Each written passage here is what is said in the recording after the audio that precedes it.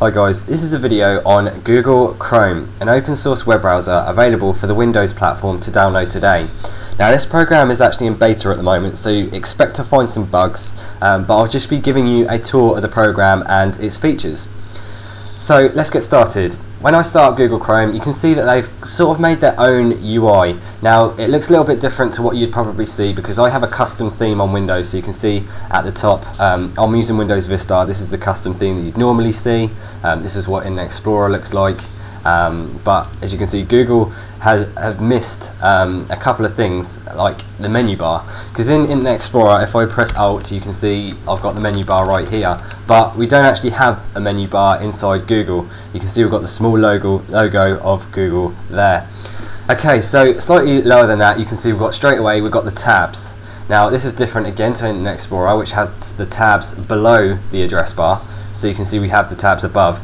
This can be useful just to separate everything, because the influence with this application is the fact that they're separate processes. So I'll talk about that in a second.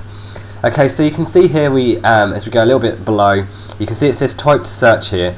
Now, as again, inside Internet Explorer, you can see we have a search bar, and the same with Firefox, we have a Google bar here. Now, we don't actually have a search bar here because they basically allow you to do Google searches inside your address bar, so there's no need for that extra bar, and it works instantly. I know that Firefox kind of works that way because I think it uses I'm feeling lucky when you type it, but there's a long delay when it does it.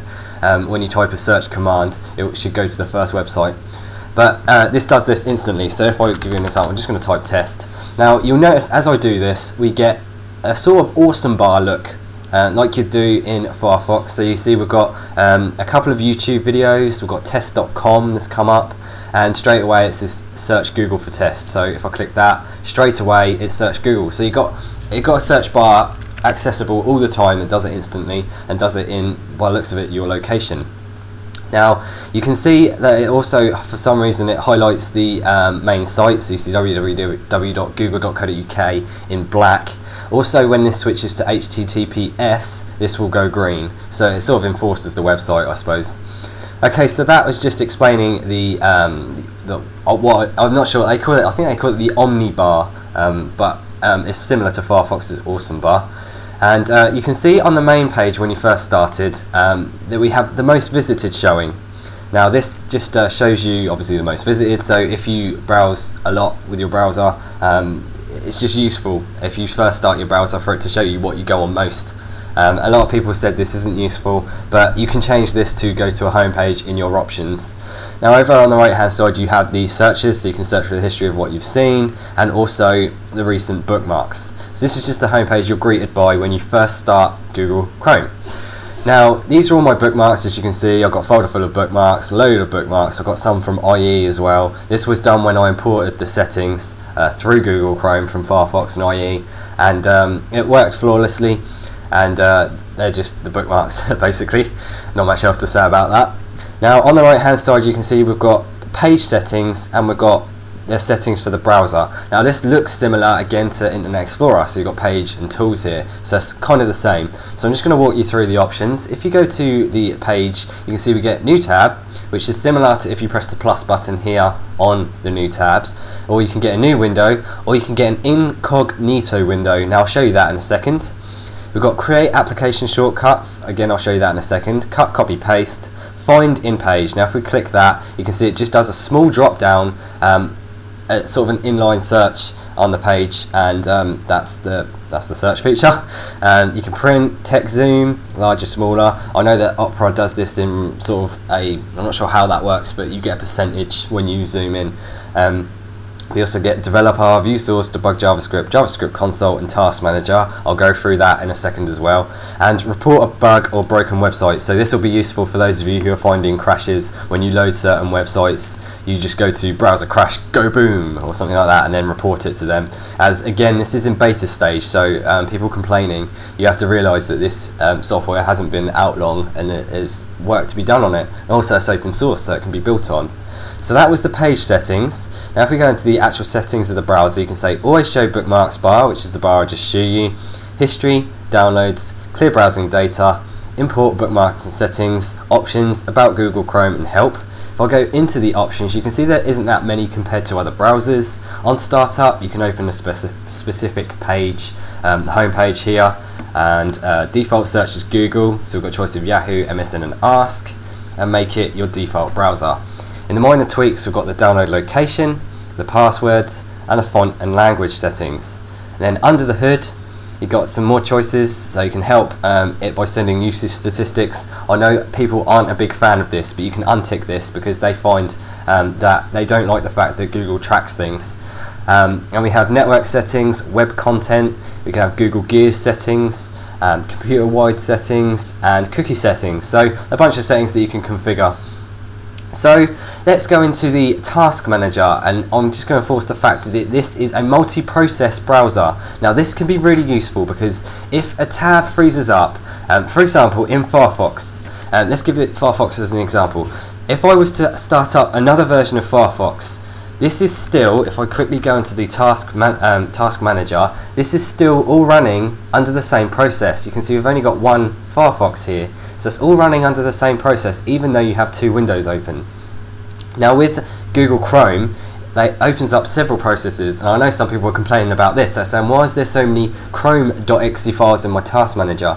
Now this can be useful because if you've seen the comic, they were talking about the JavaScript rendering. Sometimes the JavaScript can crash. Now if that did that inside Firefox, regardless of what actual application you're in, what window you're in, or what tab you're in, it will crash the entire browser. Yes, it's got recovery, but that will end up being a big hindrance. Now with Google having it as separate, all it will do is crash the tab. What it will do is come up with a dark blue page and a sad face saying that the tab has crashed, and then you can simply close it and get on with what you were doing. So I think that's quite useful. Now what was also useful is the task manager. If you need to end things yourself, Google Chrome has its own task manager. Now you can see the browser has taken up 21 megabytes here, and the new tab has taken up 8. It also shows you the network usage. So if you're, for example, watching a video on YouTube, streaming it, then it can be useful to track the network usage if you're downloading things and you want to see how much your browser has taken up in terms of network. Now another great thing here, as you can see just briefly, this is the end process. Another great thing here is the stats for nerds. If you click this, you'll go to About Memory. So if I just close that, you can see About Memory. And you can see it's actually got a summary of how much it's actually taking up. So it's really got the real hardcore figures on what the actual browser is taking up. And the great thing as well is that it shows you other browsers. So you can see IE that I have open and Firefox, which I have open, and you can see the memory that they're taking up. Now my Firefox has taken up quite a bit of memory because obviously it's got all those add-ons in. I've got about 10 or 12 add-ons that are inside my Firefox. Now that's one thing also to note about this browser, is that there's no add-ons at the moment, and a lot of people have been complaining about this, but again, this is to be built on. This isn't the actual final product. So you can see here we also have a process manager where it shows you the individual tabs and shows you what's going on the various things. So About Memory can be quite useful for those hardcore memory and performance users who really want to know what's happening. So that task manager is really useful. Now if I show you in the new page area, we have the new incognito window. This can be useful, I said this in my previous video, as porn mode, or if you want to go on things like shocking websites and you don't want parents or if you don't want your work to see. Now obviously it shows here on the front, going incognito does not affect the behavior of other people's servers or software. So it's still possible for people who track where you visit, they can still see that. It's just the fact that you're clearing the browser on your own computer, so it's useful for home users. And it's quite funny because the last two options, be wary of surveillance by secret agents, or be wary of people standing behind you. So you can go and see some more about the incognito browsing, but you can see it's differentiated by the normal one by this little icon here, so you can see that you're browsing in a secure way.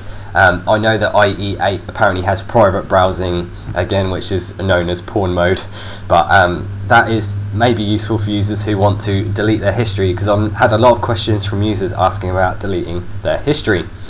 Okay, so what else do we have here that I was going to show? Create application shortcuts. Now this is actually really useful. If I go onto Google Mail, just as an example, here's my mail. I've got a bunch of things from YouTube, Facebook and my website, and I want to have a desktop shortcut. Now this actually allows you to do that. Obviously it's very simply done. with other things, but you can see here it uses Google Gears. Now this works a little bit differently. If I create a shortcut to the desktop, click OK, you can see suddenly Google Chrome switches to a different window.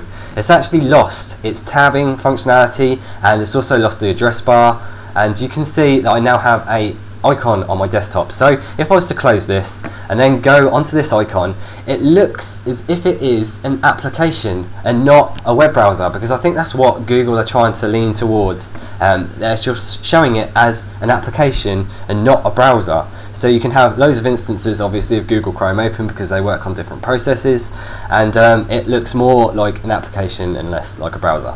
So that is pretty much what you can do. Now with this thing, it's not just limited to Google Apps. You can have it open up a web page or anything like that, so you can start having shortcuts on your desktop to various websites that you go onto. If you don't need the browser area of it, if you want it to look like an application, you can simply do this.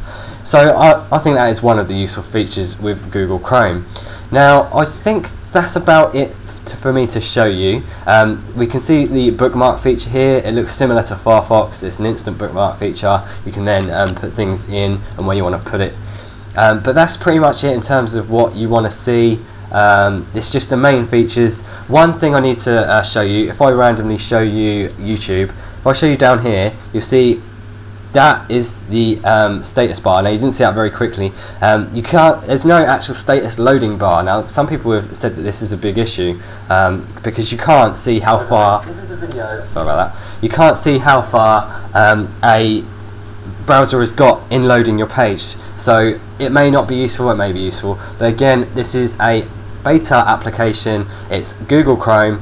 That's pretty much it. So this was a quick tour of Google. Google Chrome. If I've missed anything out, then please leave a comment, and also leave a comment on your experience with the browser. And that's about it really. So thanks for watching my video. Please comment, rate, subscribe if you like my videos, and thanks again.